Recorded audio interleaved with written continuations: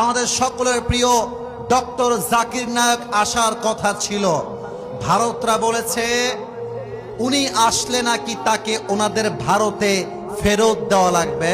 বেটা তোর মামুর বাড়ির আবদার নাকি রে? ডক্টর জাকির নায়েক বাংলার সম্পদ নয়, তিনি গোটা বিশ্বের ইসলামের সম্পদ। আমি ইন্টারিম গভর্নমেন্টকে বলবো, ডক্টর ইউনূস সাহেবকে বলবো, সবাইকে বলবো, এই দেশ আমার দেশ, আমার রক্তের বিনিময়ে দেশ স্বাধীন হয়েছে। এখানে ভারতের কথা চলবে না, আমার দেশ আমার কথা চলবে। এখন ভারত হুমকি দিচ্ছে যদি ফেরত না দেয় তাহলে নাকি বাংলাদেশের ক্ষতি হবে। ক্ষতি মানে কিসের ক্ষতি? ইলিশ আমাদের, পেঁয়াজ আমাদের, দেশ আমাদের, কৃষি আমাদের, ব্যাংক আমাদের। এই দেশটা ভারতের দেশ নয়, এটা 18 কোটি মুসলমানদের দেশ।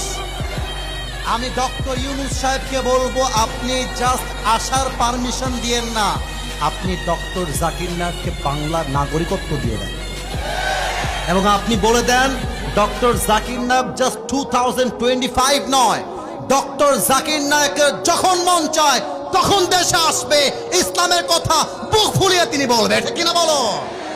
অতএব ভারত, আপনারা আমাদের প্রতিবেশী, আপনাদের সঙ্গে আমাদের কোনো বিদ্বেষ নাই।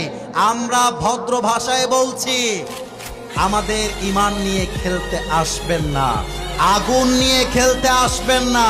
আমরা কাউকে মারতে চাই না, বাট যেই হাত আমাদেরকে মারতে চায় সেই হাত ভেঙে আমরা গুড়িয়ে দিব।